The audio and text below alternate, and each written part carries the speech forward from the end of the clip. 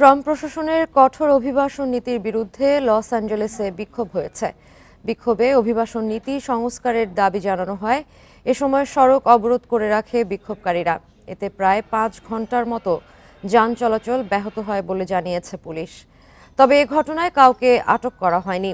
Los Angeles ছাড়াও ক্যালিফোর্নিয়ার দক্ষিণে সান ডিয়েগো, টেক্সাস এবং ডালাসেও বিক্ষোভের খবর পাওয়া গেছে। 20 জানুয়ারি ক্ষমতা গ্রহণের পরই যুক্তরাষ্ট্রে থাকা অভিবাসন প্রত্যাশীদের বিরুদ্ধে নির্বাহী আদেশ জারি করেন প্রেসিডেন্ট ডোনাল্ড ট্রাম্প। দেশের বিভিন্ন জায়গায় শুরু হয় অভিবাসন প্রত্যাশীদের ধরপাকড় এবং নিজ দেশে ফিরিয়ে দেওয়ার কার্যক্রম। যুক্তরাষ্ট্রে অন্তত 1,10,00,000 থেকে 1,15,00,000 অভিবাসন প্রত্যাশী রয়েছে। এর মধ্যে 20 লাখের বেশি অভিবাসন প্রত্যাশী বাস করেন ক্যালিফোর্নিয়ায়।